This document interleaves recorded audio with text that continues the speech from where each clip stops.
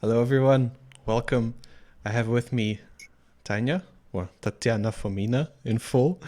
Uh, Tanya is a TEDx speaker, is a recruiter. Um, you're actually the first one in a couple generations moving into Europe, and you're absolutely crushing it here. I mean, one of the things, the thing we're going to talk about today is you join as a recruiter and you're there for just a couple months and you're already becoming the AI person in the company because you built a custom GPT. So I wanted to talk to you because this is something I notice as well when I'm teaching companies, that this having a custom GPT is one of the best things they can do for increasing their productivity, like even after they've started using ChatGPT. So I wanted to talk to you about and see what your insights are from that, what you learned from building that, and see if we can get any tips for other people. Yeah, Does that sound amazing. I would love to share. Thank you for having me. nice? Yes. Nice. All right. So let's start. What kind of prompted you to build that? What was there a specific problem that you saw that you were facing, or your colleagues were facing, or everyone else basically? And and then how did you get to linking that to this AI thing maybe is what Mm-hmm. can fix this problem? Well, several things prompted in the original state. First is the anxiety. I was hyper anxious about the competition moving forward and us staying behind. And the recruitment is always competitive. It's the nature of recruitment. We are external recruiters, meaning we talk to candidates, we talk to companies, and whoever is a free fish in the market today is our bread. It's our business. And if they go out of business tomorrow, that's it. I lost my lead. I need to find another great candidate. And in Europe, we face an incredibly interesting trend when it comes to the talent market. First, we have under staff in a way that we don't have enough good people, good employees. And second one, those who are there, they're bombarded, of course, naturally, and they don't really want to change that much. So we are kind of in a vicious cycle. Like we need more people, we need work done, but we need to pay them more, which we can't necessarily do. And then we need to how you call it, like persuade them to change. That's quite hard to say, quite hard to do. On the other hand, we have a great supply of the kind of workers that are universal, but they're not necessarily useful in the corporate setting or startup setting. So me as a recruiter was thinking about this. So it's always about speed. Who gets their hands on the candidate fastest. And in that matter, AI is perfect. You just give it a simple task, contact all of these people, and it just throws away the message. Yeah. Because the you feel like the quality in the way you communicate or send messages to the people doesn't matter as much as Well, the that's speed. I'm going there. So first thing, you want to optimize on speed Okay. because you're blind. You're blind to everybody else. You only care about your own job, and you care for getting your candidates first. The candidates contact first. But then what we all know is that people are bombarded by us on LinkedIn, and they think we're spam, and they don't really read anything. So second thing is to optimize the quality and the frequency of touch. We want to make it look like we are real people talking on LinkedIn. And actually, today it is the case. It's very hard to find a proper bot that would be talking to you, a real life, a real conversation on LinkedIn. And if you want to know, LinkedIn integration is useful. We are doing that. We are using the recruiter side for of LinkedIn. And LinkedIn gets the most of the profit, by the way, from selling recruiters licenses. It built a network and then it gave access to specific people who are able to pay for it, and that's the major of the profits and ads, of course. And then it's so hard to keep up with hundreds conversations. They all are about little snippets, and you want to save the time. You're like, boom, this is the information. Every single point, salary, start date, project. Are you interested? And then the person's like, yes, I'm interested. Send me more. Send me this. Send me that. it's really hard to keep up with everything. And many cases, many conversations are lost, and I'm personally worried about those because I don't want to lose them, but it's just the software that prompts me to lose it. So when I was thinking about AI, I was like, oh my God, we need to save something. We need to save time with text. We need to save time with mistakes. Editing mistakes. We need to save time with searching for candidates. It's so hard. And we need to be faster and we need to be of higher quality because for each person, it's like, oh my God, I was contacted individually. While for me, it was just one of 200s today that I just, massively sent out. And in this matter, I was hyper anxious about AI coming to place to replace us because I thought, oh my god, now this software can't do anything. It's just we don't need it anymore at all. What do we do? And then I thought, well, let's try it out. Let's see what it can do. How can it replace me? Turned out it cannot really replace a person for now. And just general GPT is quite stupid and it's so hard to prompt. So we were thinking, well, we see the value, but it's so hard to optimize. What do we do? And this is how custom GPTs came to hand.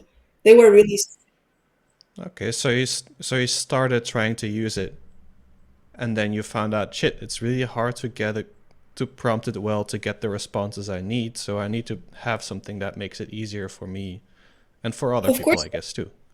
You're thinking about you're thinking about naturally, your colleagues, yeah. right? Yeah, Because I don't want to be the one who like receives all of these team messages saying, "Help me with this, ask AI to do this," and me just being a middle ground between like, "No, you have the ability to do that as well. Let's do it separately."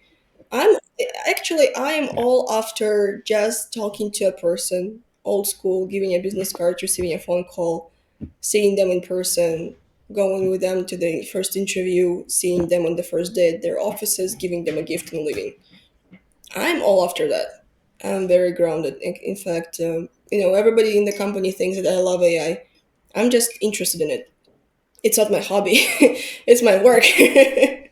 I am interested. I am curious because I'm gonna be living in this in this way, in this setup in the corporate and technology. This technology isn't going to go away, and that's what I talk about on my TEDx talk.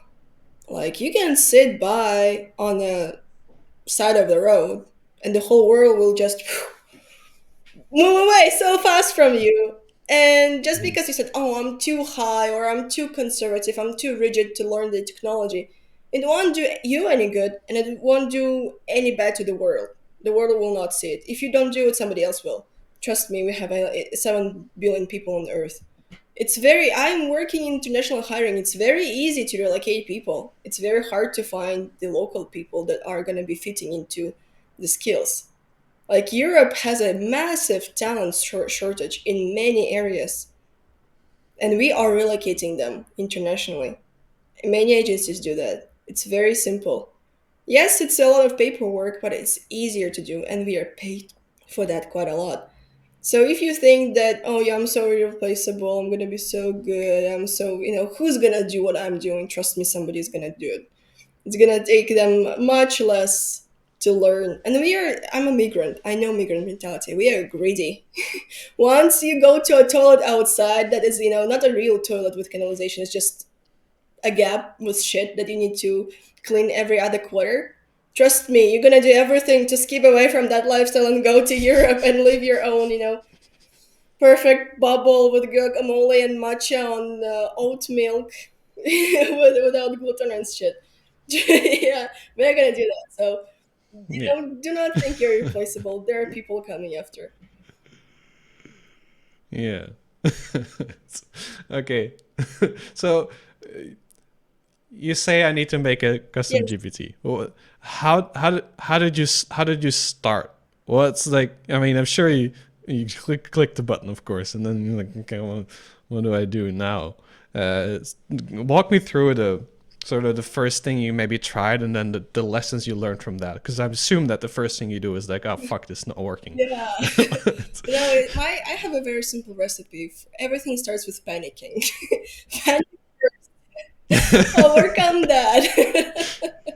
And then arrive to like, oh shit, I just need to do that. Enough. Let's just start doing this. just start talking because it's quite easy to work with a GPT.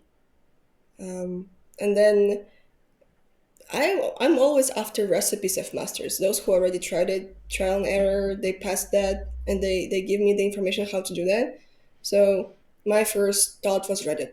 I just went on Reddit, and because it was 2 days after custom GPTs were released, so there was high quality information in low amount, and I was able to go through that. I don't know how that works now.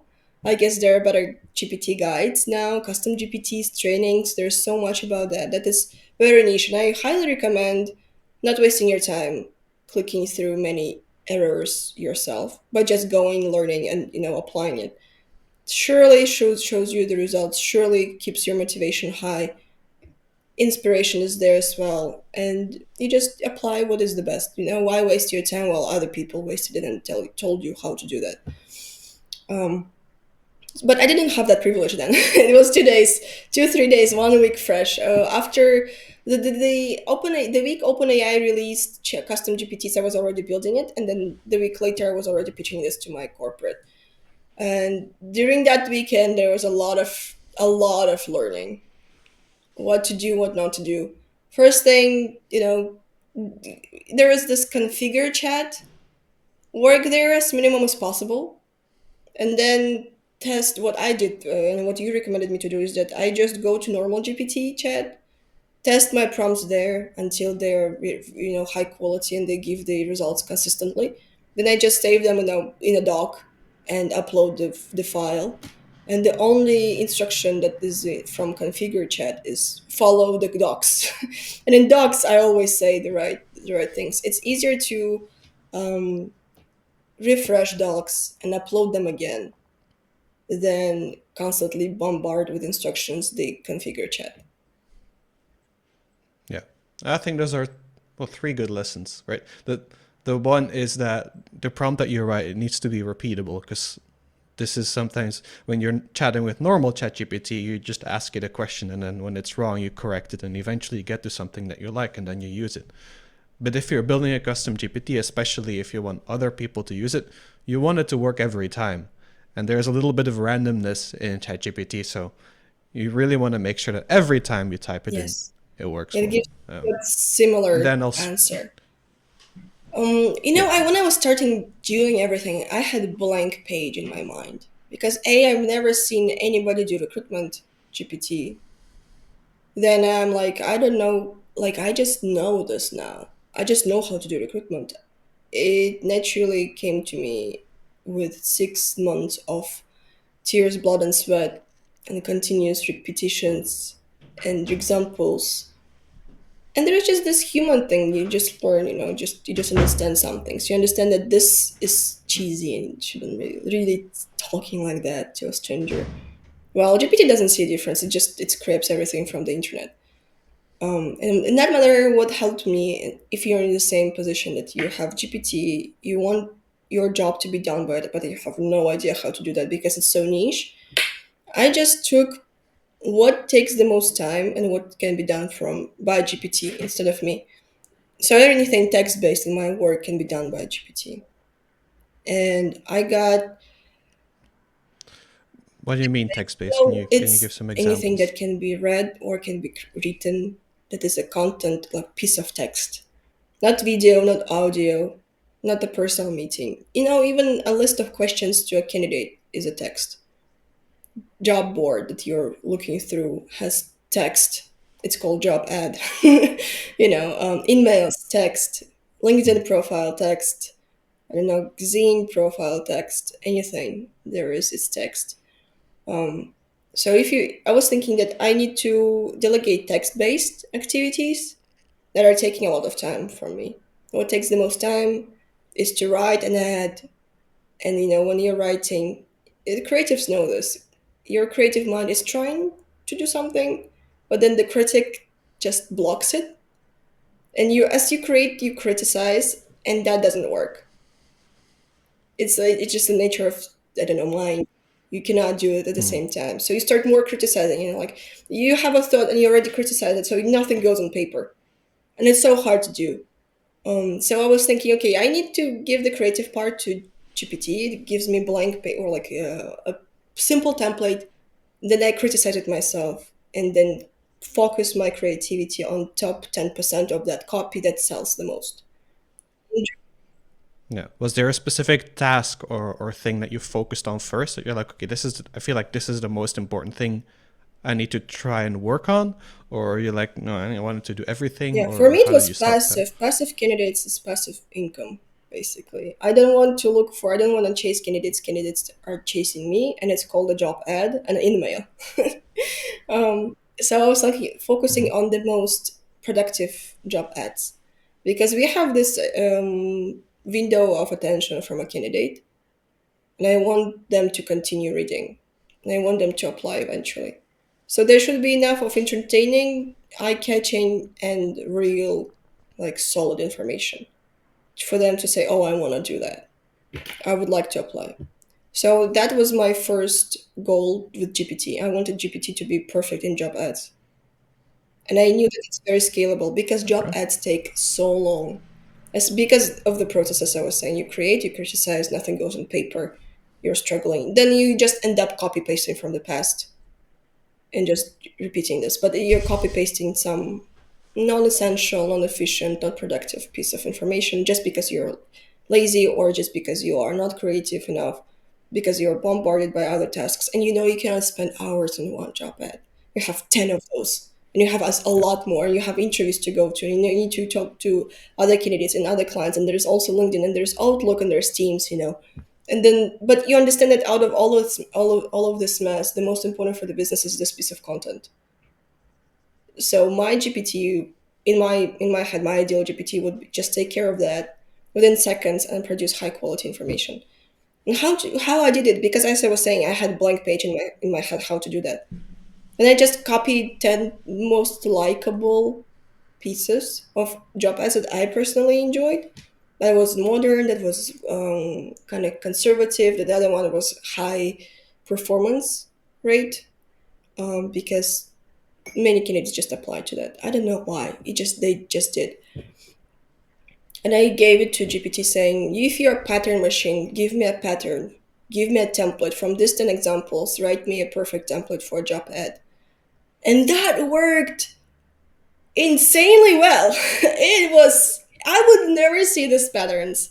Up till now, we use that template, that original one. Of course, we unified it. Of course, we did it, in a way that would be good for English language, for Czech language, because we're in Czech Republic working there. But that, well, when I saw the ability of GPT, see patterns, unify those, and give them, it was absolutely outstanding. We still use this template as for the trainings. We changed it because it's so good. And everybody's like, what? Yes, it is good. It's simple. I don't know how I didn't come up with this, but like it's so usable and so universal. It's so adaptable. Of course, you have to tweak it naturally, but it's like a golden standard now. Not in a lifetime would I imagine this doing it myself, because I don't have just this pattern recognition. But GPT took it like 2 minutes and you have that outcome. And it was with GPT-3. We were thinking, oh my god, it's so fast and amazing, everything. But now we have even faster models, so I didn't even know what it would come up with now, but we just like that one. So this is how I started working with, going. So this isn't a normal ChatGPT conversation that you're like, okay, I need to. So I wanna have this custom GPT create job ads for me. So I need to give it a good template. So I'll start off with the ones that I like, and I'll ask it to find a pattern in that, so that I can put the pattern inside of the custom GPT. Is that in the document that you Yes, put it we in, or call it yeah? golden standard Okay. job ad. Okay. That's Okay. And then you would prompt your custom GPT saying, "Write me a yeah. golden starter job Yeah. ad." The next thing Yeah. what I did is that when I'm saying write me a job ad, I also want my custom GPT to ask me correct questions, because I was already thinking about my other people, my colleagues. They don't know what to do. They need to be asked right questions to give right prompts. And I was already foreseeing this, so I was like, okay, let's make GPT prompt its users in that way. that it has a golden standard, and I said write top 6 questions that are needed for you to fill the information, because it's just blank, company blank in the industry blank, doing this blank, what yes, it's great, it's universal, but you need to put real information there. And GPT has to have right information. But I don't know how people will know what information to put there. And GPT doesn't know. So let's make GPT ask the user's questions so that it uses the right information and the golden standard looks okay. We're like better with now with these details. So, and since then we are using these questions that we just answer them quickly. It could be just one ring, just one string, I would say. Just, comma, comma, comma, words, words, words. So it's like, this is the golden Mhm. standard job advertisements. We need these 6 pieces of information, or we need these 6 questions answered. And you say something like, I guess, if you don't know, you need to ask the user. And if you do know, you just continue and you fill it in, something like Yeah, that. yeah, that's what Yeah. happened. And it, Oh, it showed the best results. Because I'm sure without those questions, people would be lost. If they would just put random information they think is necessary, GPT would be confused, then pretend like it knows, give the result, and the result would be dissatisfying. Therefore, those questions are the best. They're savers of time, of quality. And this is what I'm after in the end of the day. And then we just repeated the same process for every other task we were doing. It could be anything, any piece of conversation with a candidate, and overall with even other younger consultants. We are training them with GPT. well. In this process where you were building this, were there any mistakes or things that you saw that weren't working as you expected, surprises that you found? What are some things that you can expect other people that, but when they try to do this, that the same thing will happen, and you're like, oh, okay, yeah, it took me 5 days to figure this out, but you just got to do it this Yeah, way or that way. of course, I can't really remember them all from the top of my mind, but what annoys me the most is Sure. the word of choice, the choice of words that GPT has, because it can say unique opportunity, thriving environment, youthful team. First, it has bias. We don't like that. Second, these fluffy, waterish words, they don't sell. What sells is sharp copy. And GPT doesn't know how to do sharp copies because it's from internet. Internet has all of these fluffy words, especially in English. It's better in Czech.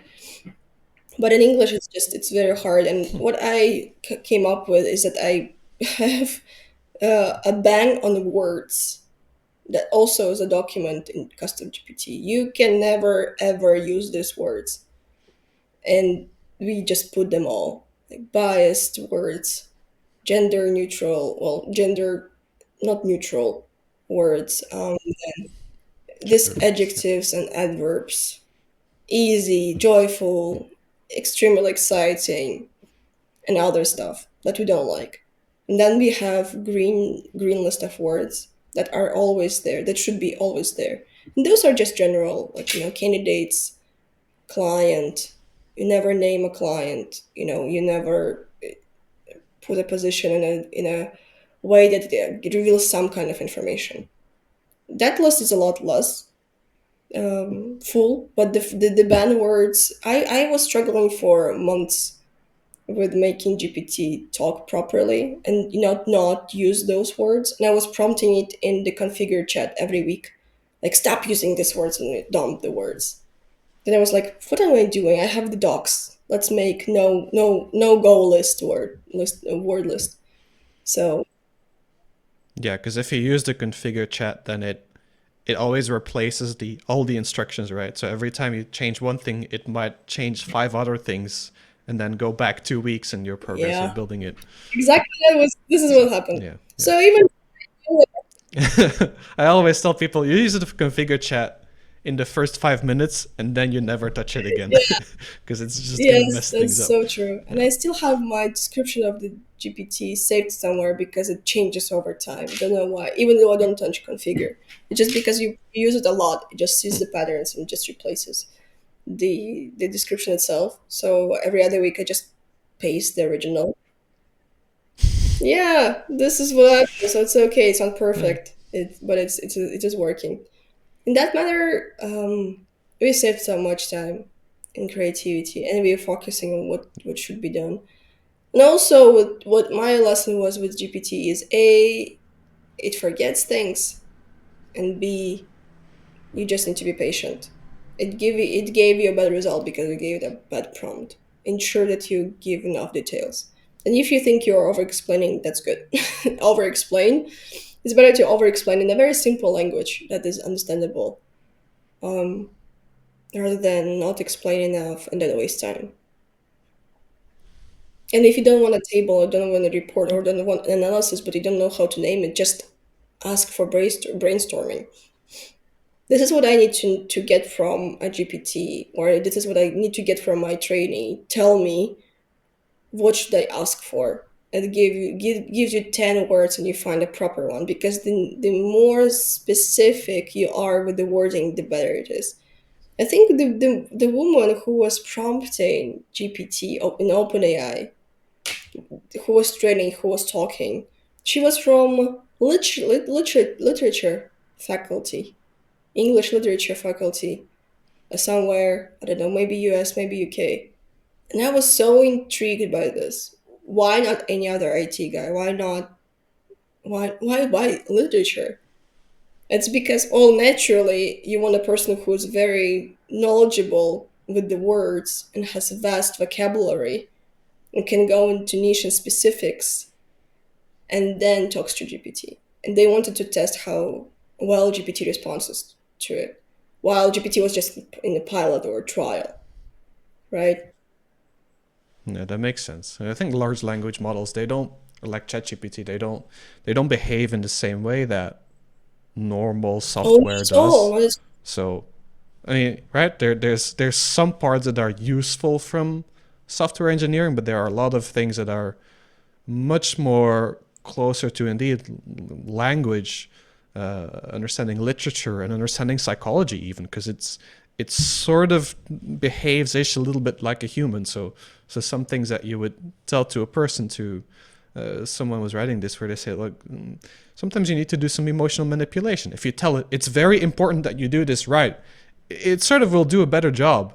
I often type, please take your time to answer this. Like, of course, it's not going to be faster or slower, but because it's going to replicate a response of someone who took their time, you can expect the of quality to be course. better. Yep. I remember I manipulated GPT when it was not following the words instructions. Like if you use these words, you're gonna die. We're gonna stop paying for you. I'm not sure if it's there still, but somehow this whole list works, and I don't want to change anything. Sometimes I just do it, and like I don't know exactly why, but it just works, and I'm gonna run away with it.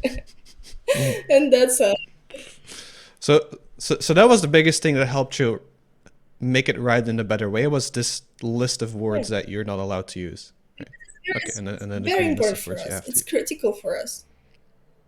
It takes so much time deleting all this, exciting, youthful. Jesus Christ, with the youthful team, it's such a huge age bias, diverse Mm-hmm. opportunities. People are, not liking this at all. They're not reading this through. It just takes extra time and hits on the reputation of the text, of the message itself. So Yeah. Yeah, this is interesting because I think this is a thing that many people struggle with having ChatGPT write things and copywriting and stuff, because there's something about it that's very recognizable. It tends to use certain words or parts of sentences just over and over. Like, picture this, da, da, da. Or what else does it say? Like, yeah, it's dynamic. Or there's certain words that I don't. Someone analyzed this and they saw that when you look at how often a certain word appears in the text, when you compare human written text versus ChatGPT written text, it's like ChatGPT has just certain words that it uses all the time that normal people just don't ever use. So yeah, this is something that I think a lot of people struggle this with. is That's a very good something tip. that you gain over time. If you're afraid now that you don't understand GPT, it's a new page for you. you have no idea how to work, how to talk, what to do, just give it some time. You will naturally learn it. You can relax your eyes, your mind will learn the ways.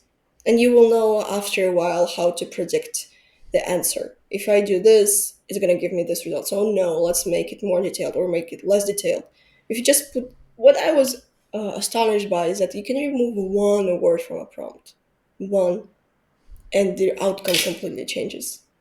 So you need to find this one word that is stopping the progress sometimes. Not to fully rewrite the prompt, but the one word. And this, I don't really have a key to this, but just experiment, play with it yourself. Because you also have a pattern recognition subconsciously. And you just have this feeling like, it seems like that word. Let's just remove that one. It's okay. I have a original copy there. I just remove this one. Oh, nothing happens. Okay, that's not the one. Let's remove the other word, but return that word. Okay, that's not also the answer. But let's remove both of those. Oh, now it works because of how large language models are built. Right? It's always this Mhm. patterns. They're always changing, although the prompt is the same. It took me some. Well, at first I was just a user, and I realized that I'm much more of a better user when I know the process behind large language models. So definitely go to YouTube. That was my main source of information. YouTube and Reddit. Honestly, didn't learn anywhere else, anything else. Sometimes it has just this courses, literally edited only for the users. The courses from Harvard, MIT, and Oxford universities, they're just mashed together. Like it's just this 400 views video that has all this juicy information. Just need to work with YouTube properly, and search enough. Then you What did you learn about? Like, what did you look up specifically? Are you like, did you go into how the matrix multiplications and the gradient descent and oh, shit I mean, works, or not how that deep did you go? deep, for sure. Well, Okay. although I could spend some time, I like math. It's just I was curious. How is it that there's a math or a code behind a language and language works so well, and are all Hmm. broke down to patterns. There's patterns in math. There's patterns in language, and there's just this tool like a model that learns how to mix it all up and make it like it predicts so well. It's just a prediction machine, right? It doesn't know. It's not a Wikipedia or like it's not a proper knowledge book. It's just a prediction thing that is trained in a huge volume of information. So one thing to keep in mind, it's prediction based. And prediction basis, like it predicting Yeah. the next So word you in the should expect sentence, basically, accuracy, right? So expect yeah, common sense in the language, but you yeah, can prompt it in a way that it will say 2 plus 2 is 5, just because there was enough training. Because yeah, yeah. And because there is a pattern of number plus yeah, number equal number, it still follows a pattern, so it kind of makes sense that way. But indeed, it's much more focused on grammatical correctness or semantical. Well, not semantical, more grammatical than what the actual meaning is. This is a something that they're still kind of struggling with, is where common sense isn't always in these models. There's this test that they did where it's like you give it like, okay, you have a book, you have a chair, you have 3 eggs, you have a phone, you have a pen, and you need to stack them all. Like, tell me what order you're going to stack it. And that's a pretty difficult problem. The GPT is like, yeah, let's take the egg and then put the rock on top of the egg, and then the laptop on its side, and you're like, no, it's not gonna because it work doesn't know reality. because You need to remember, it doesn't know reality, it yeah, doesn't have yeah, accuracy, it doesn't have any proper knowledge, that is rooted in this world. yeah. It's just a machine that puts words after word on the prediction coefficient, Yeah, and the way this works is even for computer people, this is kind of weird because you're used as a programmer, you're used to seeing a problem. Okay, well, I need to write this job ad. Okay, how do I write a job ad? Well, I think about this and that, and then I, write this sentence, and then there's like a bullet list and da da da. And so you're used to translating that thinking process into literal code. We're like, you first, think about that. Then you create a new bullet list, da da da.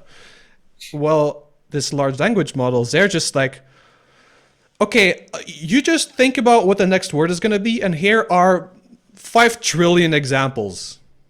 And then somehow it's looks like it has some kind of thinking, it has some reasoning abilities, and like nobody really understands how I got there, but somehow I got Yeah. there.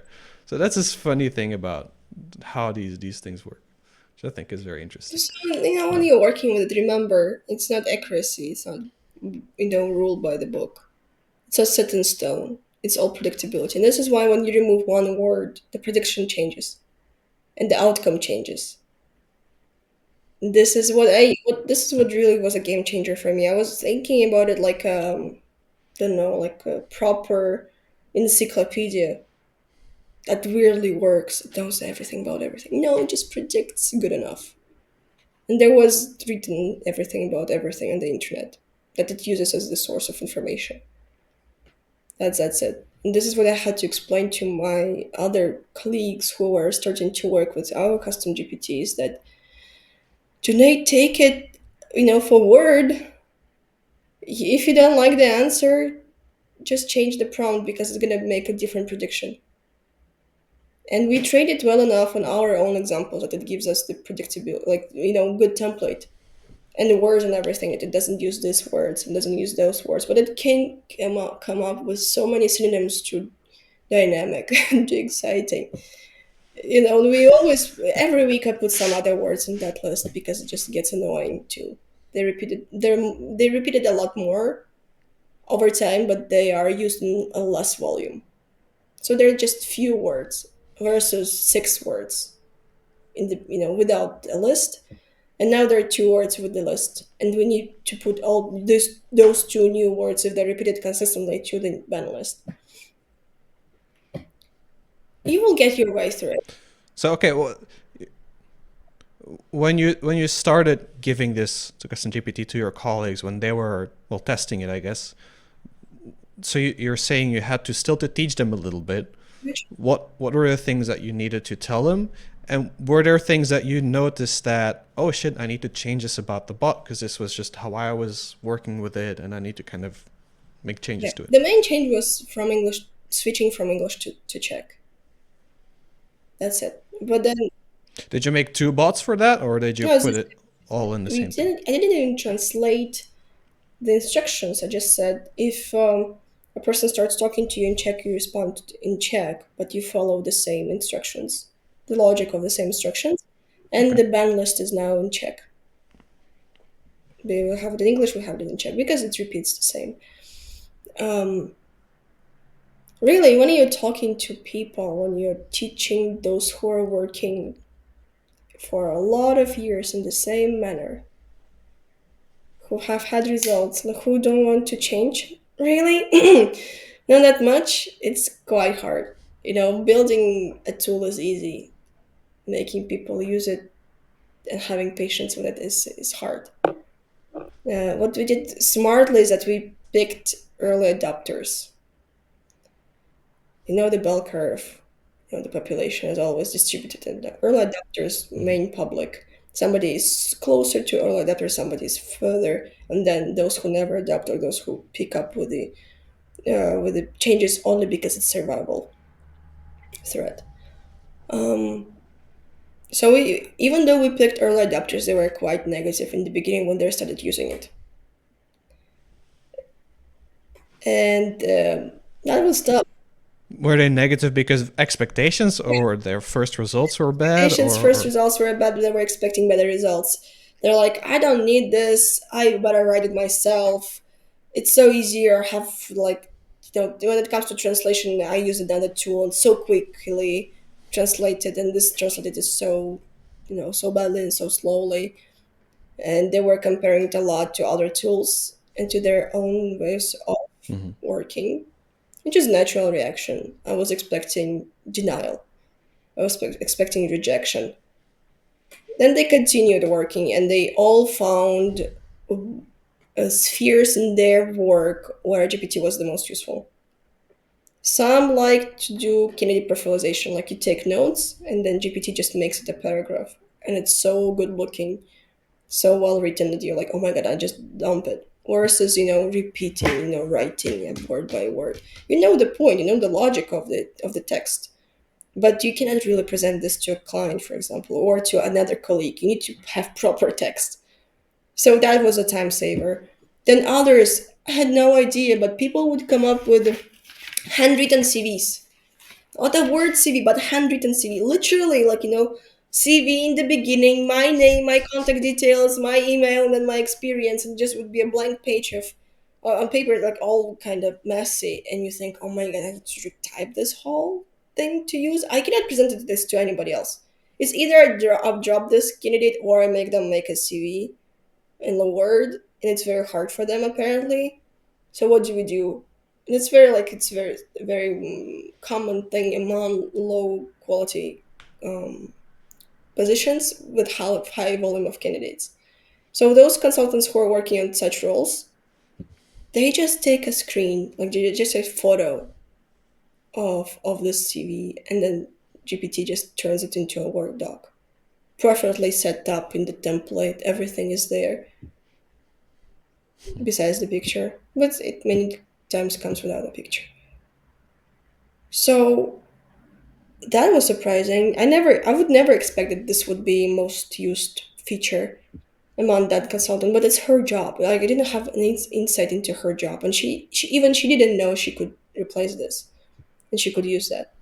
Now we're thinking of giving this to our candidates so that they already arrived with the CVs done, and with no time spent on it from our side.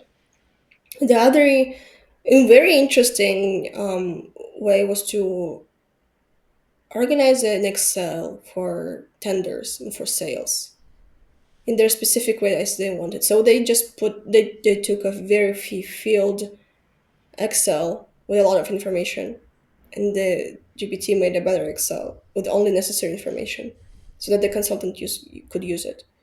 And that was just like hours of mundane work and procrastination saved within 5 minutes. There were many unexpected results.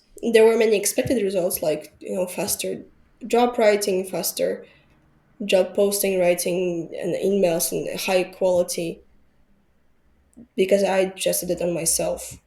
But the surprises that the colleagues gave me was just insane. This is what we liked the most. And we had no idea we could train people with GPT, like youngsters or those who are changing industries, like going from real estate recruitment to IT recruitment.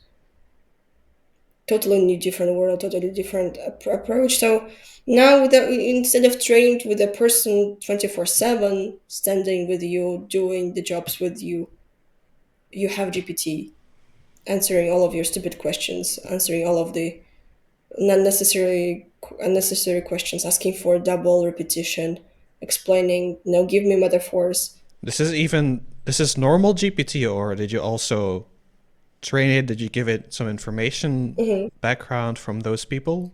No, we didn't give the background yet, but we are planning on. Well, I have a personal plan on making training GPT because it's perfect. Why not? It would just increase the Yeah. everything, every efficiency result, every quality result.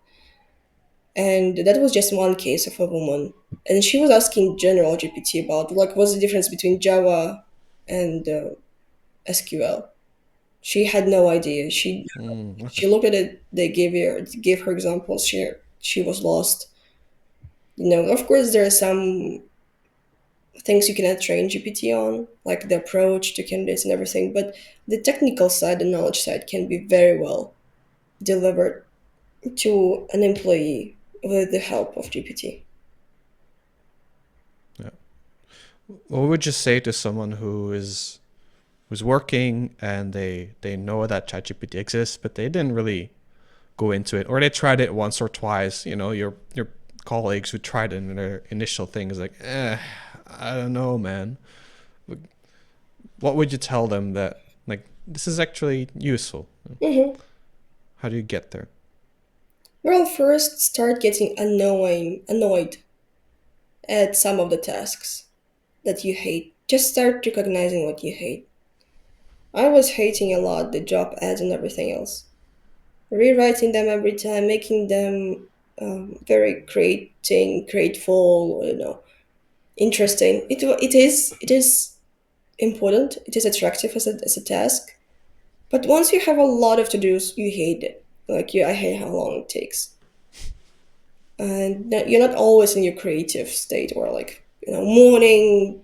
It's everybody's in the you're in the perfect moment. You're in your amazing state. You're arriving to work, and everybody is in panic because something is happening. Like what kind of creativity are you talking about? My first to do was to write this amazing, attractive job ad, and now I'm only panicked and I need to optimize everything. My mind is completely not there because of the current news, and I still need to do the job because it's Friday. I need to post before weekend because everybody is looking for a new job on the weekend. It's like annoying. Annoying that you procrastinate, annoying that you don't do it, annoying that you have to do it. So A, recognize what you hate. And B, if it's text based, I guarantee you can delegate this to GPT. Now we can delegate even more with audio, with video. But I am most trained in text and I'm using text mainly. So I'm speaking about text. And then back in the day, it was only text available, I think. There were just few new models of DALI 1, and everybody was shocked. And I remember the first shock of DALI 1 and now the shock of the results currently when everybody's dancing, changing appearances and everything. It's all so vibrant and interesting, and you're like, oh, wow. And this is not as surprising as the first version of DALI, right? right? So any medium now can be outsourced to any model. There are many models, and we are now discussing on GPT because I have the most experience with GPT and I have the most experience in text. And still, most people communicate through text mainly. Yeah. So So just you get annoyed by things you need to do, and then you just try and ask, Mhm. Yeah, basically. you try that. Yeah. You think about what is happening. You think about what should be ideal case scenario, and you get a lot of patience and curiosity. Get to GPT and persist until the result is there. Yeah. What is for you the trigger to make a custom GPT? So you have the normal GPT, you can talk to it. Who would you say that would benefit from having or building a custom GPT that's customized from X or Y or Z? Or how do I know I need to do this? Who needs to do this? Who doesn't? If you have a niche, and every profession is a niche, then you need to have a custom GPT. That's a golden rule. Like you could go So to everyone. you could go to Wikipedia to learn accounting, or you could go to accounting class. What is the most logical thing? To go to accounting class because there is a high quality consolidated information that is niche to accounting. So have accounting GPT instead of normal GPT because normal GPT is just a full library, and custom GPT is that one book that will give you most results. That makes sense. That makes sense. Okay. What do you need to do to become the AI expert? Because you are this person now. You kind of, I guess you became that in your company. Yeah, Uh, reputation sticks quickly. Mm. hmm. Stay up to date, stay curious, test out things. You don't have to be an AI expert really to work well with AI. Usually, experts are those who made the most mistakes more than everybody else. And I'm an expert in my company because I made the most mistakes with AI. So now they every time they have a question, it means that they not just curious about a good answer, they're curious how to get to the good answer the quickest. So they ask me what mistakes to avoid, what not to do, and what to do in order to get the result. And just like in anything, they're a person who just is willing to go the extra mile and do more mistakes and learn from them.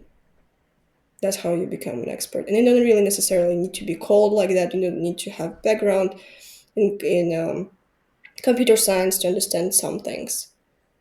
I don't really want to call myself an expert because I'm a perfectionist. And until I have a PhD in computer science, I'm not an expert. But if I see, in comparison with the other person, if I know that I most likely made more mistakes than this person, then I will be willing to give an advice. But if I see a more experienced person, more knowledgeable person with better background, then I will be asking questions, and then I will be applying some feedback. That's it.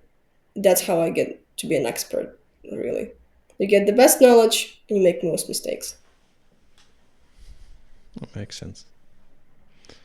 Do you have any final words that people who are listening to this who are thinking, should I do this, should I not? Or I want to start doing this. Is this a good idea? How do I do it? Anything that we haven't said before that you're like, you really should know this? Yep. Really, hesitation just steals your time. I I was always wondering why people put Microsoft Office as their hard skills on the CVs. Because it's just de facto nowadays. Everybody knows it. Everybody, at least my generation, like I worked with it, I studied with it at university, at high school. Like, why you would put that? It's de facto. It wasn't always the case. It's my most popular video on YouTube. Yeah. How to make your documents look better. I had not expected this. This is like a random thing. I'll make a video now, and then now it's like 50,000 views. Yeah. So But AI is gonna be that de facto soon. And as we know, learning is a responsibility of individual.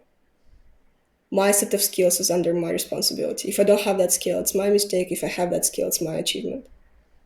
And very soon, the population will be very skilled in AI. So you can either be an early adopter and gain the most money and the most reputation, the most experience with it and trust from your peers and from the industry. Or you can wait until somebody does and sells you an expensive course how to do that. It's your choice. We will arrive to that naturally. This is what I also talked about in my TEDx talk, that you can wait.